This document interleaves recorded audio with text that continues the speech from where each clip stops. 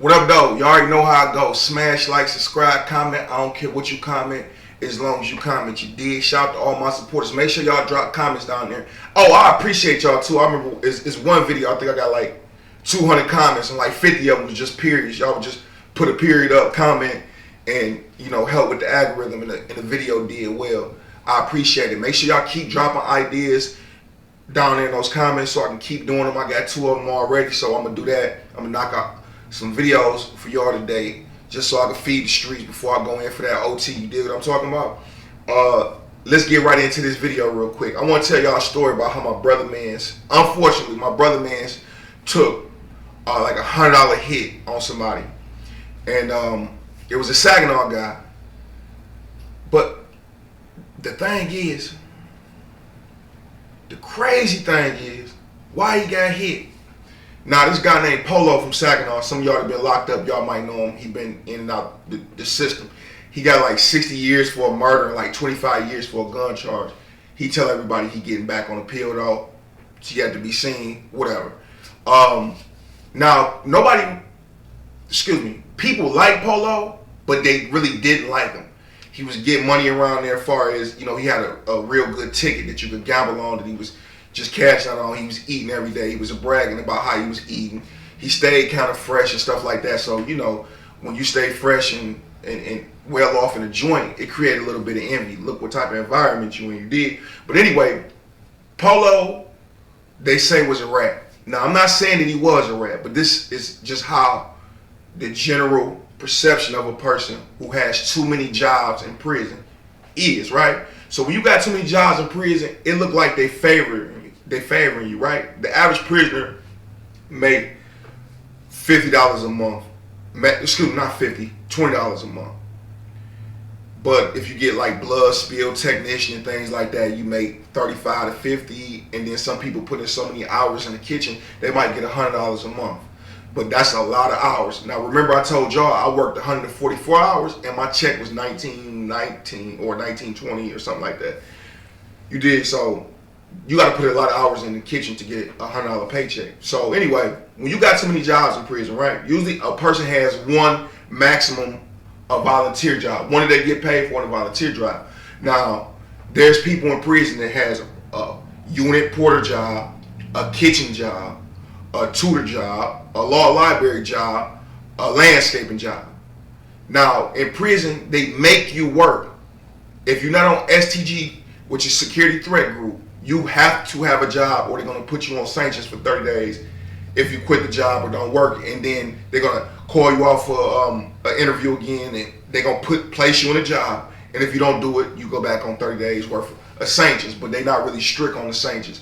So some people like me would deny a job because I just didn't want to work, in there, because I should have, but I didn't. Anyway, Polo, he had a unit porter job. He had a tutor job. He had a snow job, a landscaping job, right? He had about 3 jobs. But the thing was, the police always spoke to him first. They would go search his room. Now, if you search a regular person's room, right, they would go in there and mess a lot of stuff up if they didn't like you. But if you were cool, they would go in there, still go through your stuff. It'd take about 5 minutes. They would go in Polo room, flip up some stuff, and come right back out in a minute. So people seeing this, they called Polo to come get somebody alcohol they found, take it up to their break room, the police break room or lounge room or whatever it is, and pour out the liquor. They don't let prisoners, pour out other people's liquor. They might take it, right? So it's count time. When people lock down, Polo was still in the day room, taking his time cleaning, watching TV, getting the lines off ESPN or the sports channel or whatever, that you get it off of. He was just getting too many privileges. He was talking crazy to the police, with jokes and stuff. He would crack gay jokes with the police, personal jokes. He would know things about them. And this is just not one police officer that's taking favor to you. It's everybody. So the last straw was when he went to the hall. It was 2 knives found in his room. One was found in his area control. One was found in his bunkie's area control. So they came, took him out when they found the knives. because it was a rookie officer that went in the room and found it. They didn't know who Polo was. They didn't know who his bunkie was. So they went there and took it out. They take both of them to the hall. But Polo come back out, and the Vice Lord Bunkie didn't come back out. So now this is just getting too weird. The Saginaw guys, like, we don't stand for none of that. We not rocking with them. And then Polo was gay too. He wasn't outright blatant about it, but you would know it. Some police would come through and they would say, hey, remember that time I caught that boy up under your bed? Remember that time I caught that boy in the shower with you? You know, and they would say it out loud, and he would just give a little fake laugh and hurry up and try to get off the conversation, right? And it was crazy. But whatever. You are who you are.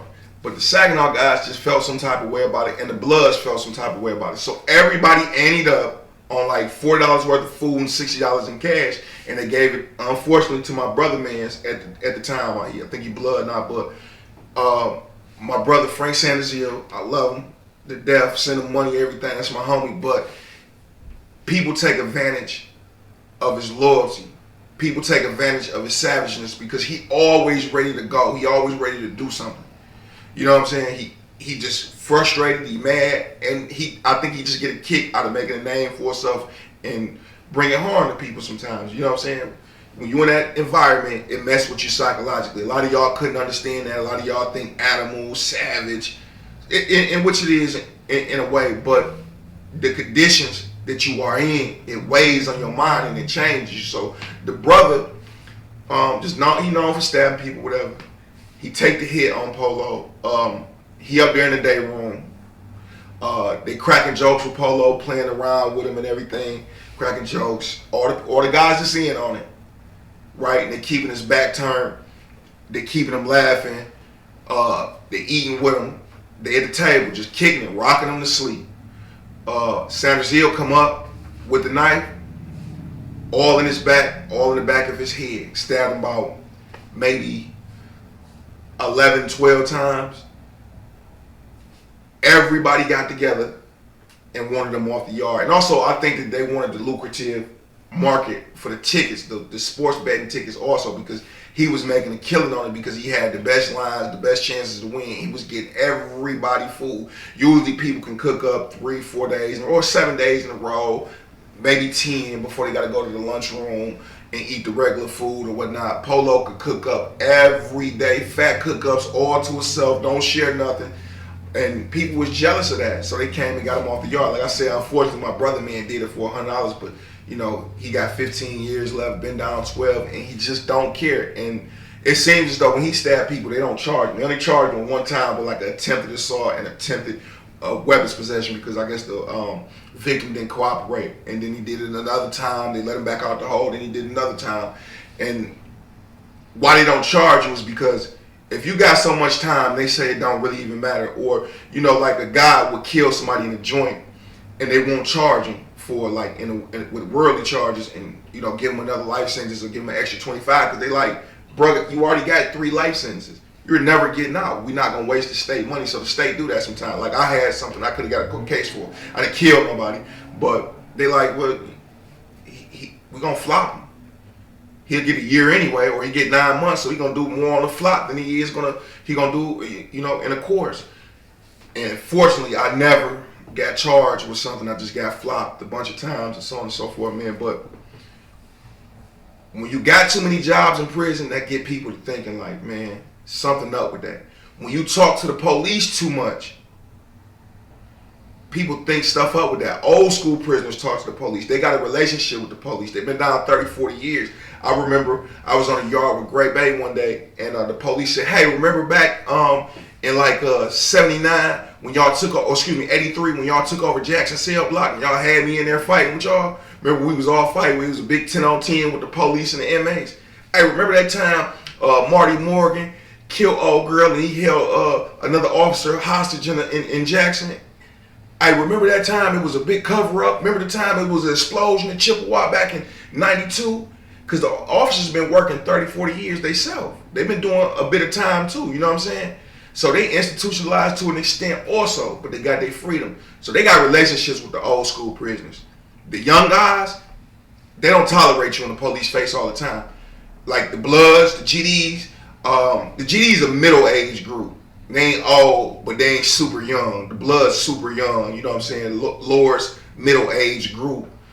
Quite a few young, but more older in their 30s and their 40s. The Moors is like 50s and 50s and 60s and 70s and 80s with very few young guys. You know what I'm saying? The old groups.